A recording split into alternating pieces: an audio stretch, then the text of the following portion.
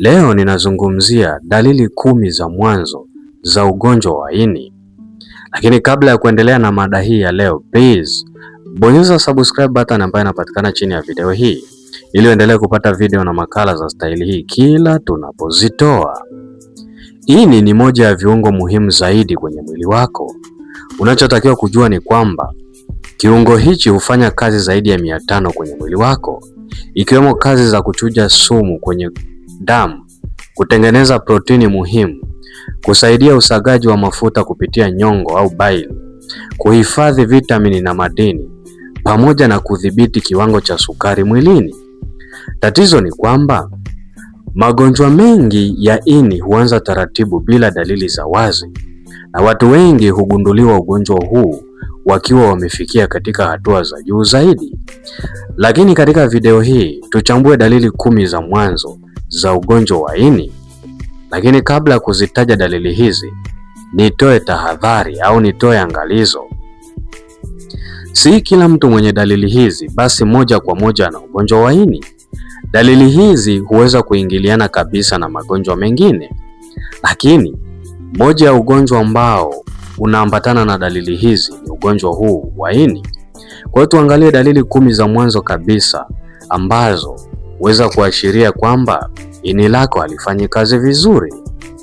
Dalili ya kwanza kabisa katika video hii ni uchovu usioisha na mwili kukosa nguvu. Moja ya dalili za kwanza za ugonjwa wa ini ni mtu kupata uchovu unaodumu kwa muda mrefu. Mtu anaweza kujisikia hana nguvu kabisa hata baada ya kulala au kupumzika vya kutosha.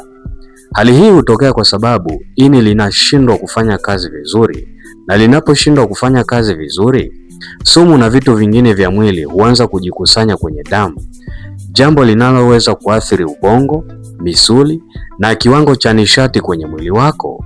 Uchovu huu unaweza kuambatana na kushindwa kufanya kazi za kawaida, kupata usingizi hata wakati wa mchana, au kujisikia mwili mzito sana muda wote.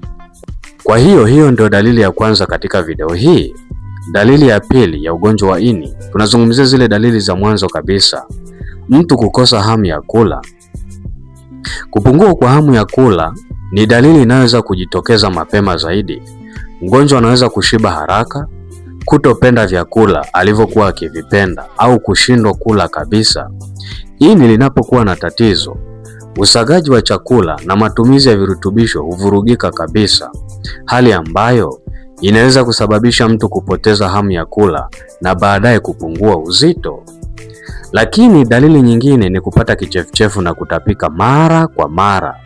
Baadhi ya watu huanza kuhisi kichefuchefu hasa baada ya kula vyakula vya mafuta, huku wengine wakitapika bila sababu nyingine inayoeleweka. Hii hutokea kwa sababu ini linaposhindwa kuchakata vizuri sumu na kusaidia usagaji wa mafuta, mfumo wa umeng'enyo wa chakula huathirika pia. Dalili hii inaweza kudumu kwa siku nyingi na inahitaji uchunguzi wa haraka. Lakini pia dalili nyingine ya mwanzo katika ugonjwa huu ni maumivu au uzito upande wa juu kulia mwa tumbo. Unachotakiwa kufahamu ni kwamba ini linapatikana upande wa juu kulia mwa tumbo chini ya mbavu. Linapovimba au kuathiriwa na maambukizi, mafuta mengi au magonjwa mengine, mtu anaweza kuhisi maumivu, hali ya kubanwa au uzito katika eneo hilo. Maumivu hayo yanaweza kuwa ya taratibu au makali kulingana na chanzo cha tatizo. Lakini dalili nyingine ambayo inaweza kuashiria una tatizo kwenye ini ni mkojo kuwa na rangi ya njano zaidi au rangi iliyokolea au rangi ya njano iliyokolea au kahawia. Mkojo unapokuwa mweusi kama chai au kahawia bila sababu ya upungufu wa maji mwilini, inaweza kuwa ni ishara ya ongezeko la bilirubin kwenye damu. Bilirubin ina rangi ya njano inayotokana na kuvunjika kwa chembe nyekundu za damu.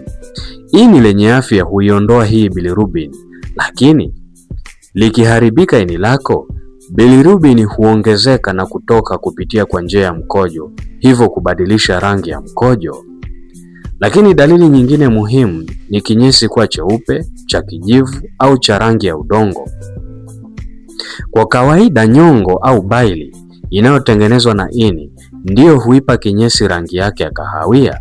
Ikiwa nyongo au bile haifiki vizuri kwenye utumbo kutokana na ugonjwa wa ini au kuziba kwa njia ya nyongo, kinyesi kinaweza kuwa cheupe, cha kijivu au cha rangi ya udongo. Dalili hii ni ya muhimu sana na inahitaji uchunguzi wa haraka zaidi. Lakini dalili nyingine kubwa au muhimu ni ngozi pamoja na macho kuwa ya njano. Tatizo hili au hali hii kwa kitaalamu zaidi hujulikana kama jaundice. Hii ni mojawapo ya dalili zinazojulikana zaidi kwa ugonjwa wa ini. Bilirubin inaposhindwa kuondolewa mwilini, hujikusanya kwenye damu na kufanya macho pamoja na ngozi ya mtu kuwa ya njano.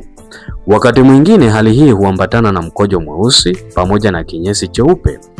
Jaundice inaweza kusababishwa na homa ya ini, kuziba kwa njia ya ini au baili, au uharibifu mwingine ambao unahusisha ini. Kwa hii ni dalili nyingine muhimu zaidi tunapozungumzia ugonjwa huu wa ini.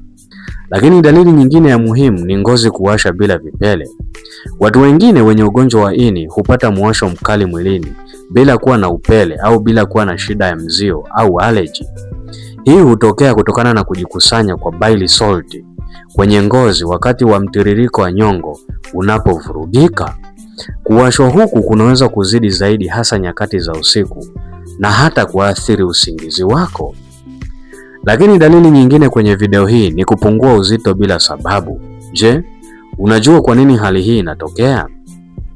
Ikiwa unapungua uzito huku hujabadilisha lishe wala mazoezi, inaweza ikawa ni ishara nyingine ya tatizo kwenye ini.